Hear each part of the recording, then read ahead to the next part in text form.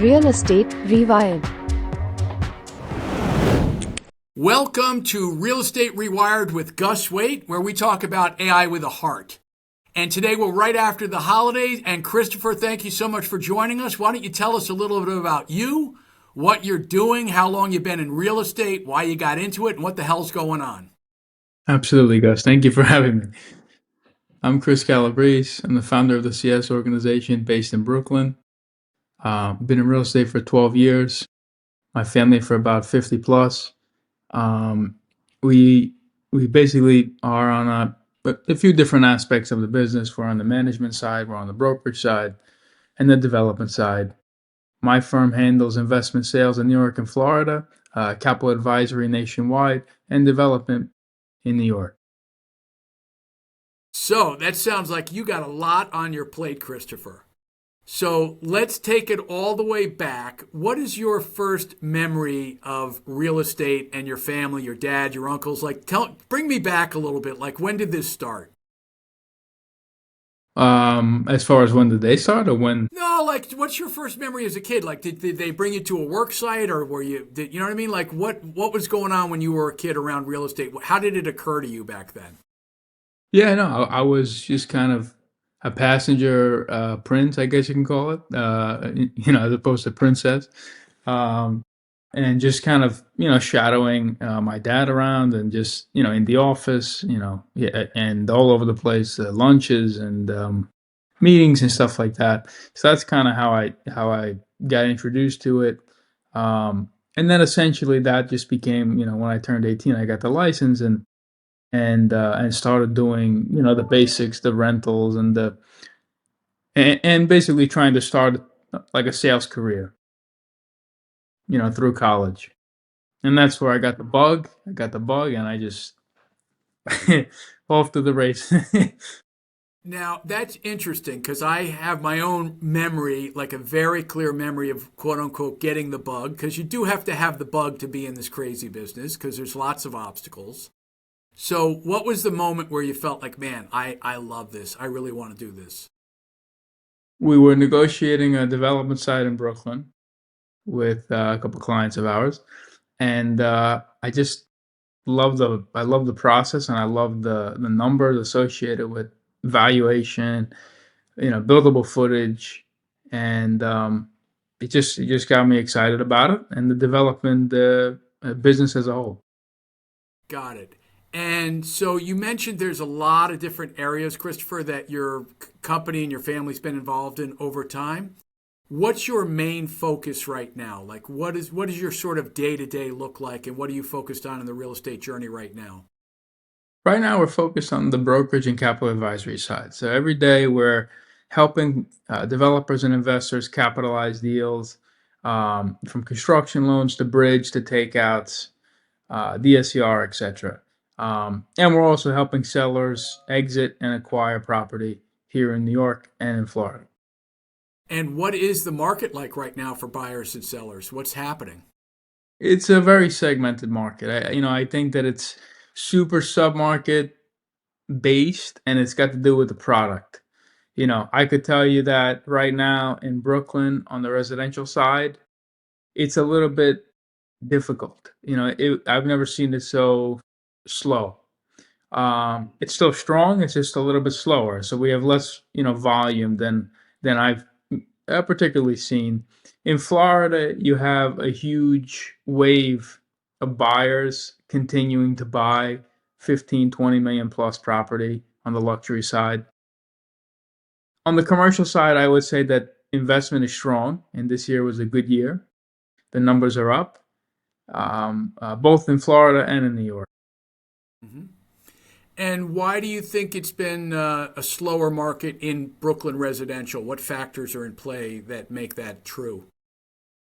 I think it's got to do with inventory, and I think there's a lot of inventory in the market right now, believe it or not. Hmm. Maybe not particularly for each specific type of home, let's say, but overall residential multifamily is there's a lot of inventory. And I think that the buyers, we've historically had a lot of kind of overseas buyers. I think that their capital's kind of slowed up a little bit. And we're seeing a lot of those buyers that bought over the last 20 years and bought up Brooklyn like crazy. They're the sellers today. So I don't know where they're going, but there's definitely a shift. Got it. And so, in a typical day, Christopher, let me ask you this: what are the kinds of things that you love to do? And on the flip side of that, what are the parts of the business that you find draining or frustrating, or it's kind of like working out, right? Like once you get there, you're fine, but to kind of get to the gym and do it.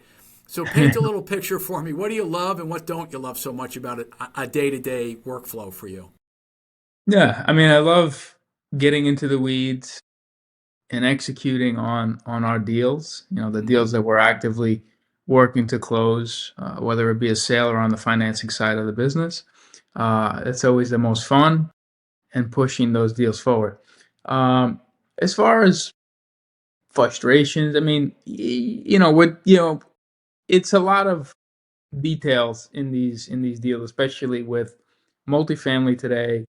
Um, Here in New York City, there's so much regulation and a lot of hair and a lot of jumping and weaving to get around. And that could be where a frustration could arise, where you're working on a deal and you find out, oh shit, look at this.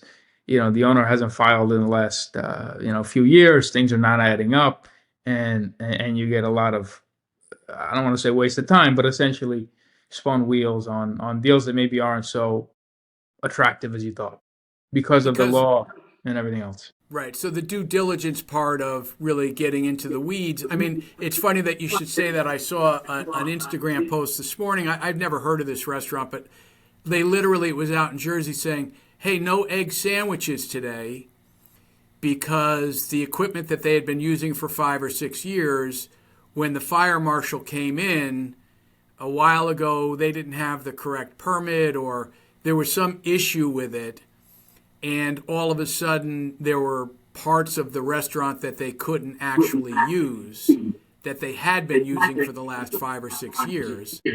And I'm imagining in your situation, there's lots of things like that where through due diligence, stuff comes up that really prevents the deal from moving forward. Yeah. And you always get the buyers that just, well, they can't come up with their equity. They have change of heart, etc. So you always have those things. And that's just part of the business, and we just keep moving. Got it. If you could wave a magic wand, Christopher, and there would be one problem or workflow or situation in your business that could be solved that would let you do more deals, what would that be? Systematically, I think it's just reaching more people and sharing our capabilities. That would be the only item that I think technology could really help and Hmm. systematize. Other than that, everything else is super personally like handled, I think. Hmm. And who is your ideal client? Like, give me someone that you would just love to work with, not only professionally from a money perspective, but you like them. You like hanging out with them. You want to do. I know you want to do right by everybody, but there are certain people whose energies you're more aligned with. So, Yeah. who would be your ideal client profile? So we have really two ideal profiles for clients. One is a generational asset holder, let's call it, right? Where they've owned the property and they want to refi or sell if they're, inheritance or whatever the case may be. They've owned it for a long time. And then we have the transactional client. The transactional client is your real estate developer, real estate investor that's doing 5, 10, 15 deals a year, and they're just constantly moving projects. Now, I would say that historically the transactional people are more younger, they're more, ambitious, they're out and about. Those are the people that I enjoy working with because there's just a lot of similarity and there's a lot of synergies between friendships and just ambitions and etc. Got it. And let's jump into the AI journey a little bit. So, what I find is people are on a scale from I've heard of it, I don't like it, I don't want to learn something new, all the way to the other side of the scale that they're taking classes and getting certificates and doing a deep dive into it. and have a systematic way of identifying what workflows can be taken over by AI, doing the testing. So within that spectrum, what would you say is your relationship with artificial intelligence right now? It's pretty surface level. I'm not doing a deep dive. We're utilizing it for some administrative, restructuring of certain things. Um, that's pretty much it. I would say it helps a lot in my organization, um, organization of our data, let's call it. Mm-hmm. But again, it's surface level. I'm not doing anything crazy. I'm just resituating spreadsheets and rewording, stuff that I already written, that type of stuff. Got it. So you're utilizing it, but you're utilizing it with sort of the low hanging fruit, like, oh, it could redo this or redo that. But in terms of doing a deep dive into your workflows and really understanding what percentage of your workflows it could do to increase your productivity, there's not a process in place yet or a person in place yet that's in charge of that. No, I mean like I have a strong assistant, that's handling a lot of administrative tasks on my behalf. But as far as AI facing outward, our business development, that's something that I have yet to explore, and I'm interested, but a little bit hesitant because I'm so personally tailoring my outreach that I'm afraid of losing control. But that's Yeah. why I need you guys. Well, and it's interesting, Christopher, because you're absolutely right in that, and that's such a common fear, is you've spent so long developing these relationships with people and so long in the business, and that is a common fear of sort of losing the narrative. And that's really, Christopher, where the process of identifying, and I'll give you a perfect example. I'm on the Zoom call with you. How did this happen? I have no idea, and I have no interest in learning it. AI, does its thing behind the scenes, because what I love to do is talk to people, see if they have a problem, see if I have a solution, understand where people are at. And so that's really the goal of all of this, Christopher, is to get you in front of more people, not sitting there on Saturday morning trying to send out cold emails to try to drum up some business. Does that make sense? Which I do a lot of. Yeah.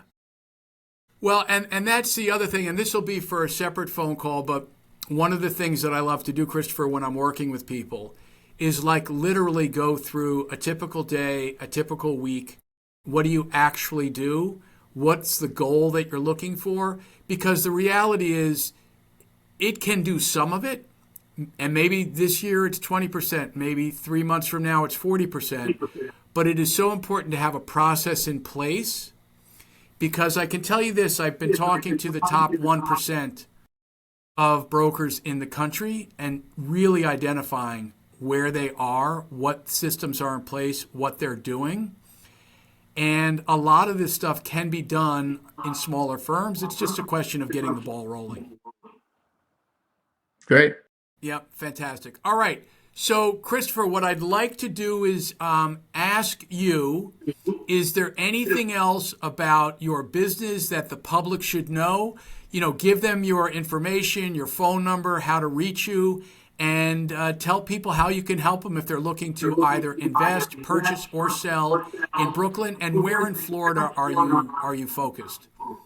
Sure. We are basically in Orlando, Fort Lauderdale, and Miami. That's what the presence is. You can find all about my company and myself on our website, which is thecsorganization.com. And we're actively helping people nationwide with financing. We're actively helping people here in New York and Florida buying and selling. And our specialty really is tailored professionalism and access to our resources as a principal as well, which I think gives us a competitive edge when we're talking to other brokers. Mm-hmm. Fantastic. Christopher, I really appreciate you making the time. I want to thank everybody for watching this episode of Real Estate Rewired with Gus Waite, AI with a Heart. Christopher, hold on a second. I want to talk to you after we end this for the studio, but please hit the subscribe button. If you're interested in being the show, just DM me, and I look forward to speaking to all of you, and let's make 2026 the best year in real estate ever. If you've got value from today's episode, hit subscribe, leave a comment. I'd love to know what you're thinking. If you're ready to turn what you love into your superpower and take what you hate off your plate, schedule your free AI discovery call. The link is in the description and pinned comment. I'm Gus Waite. Until next time.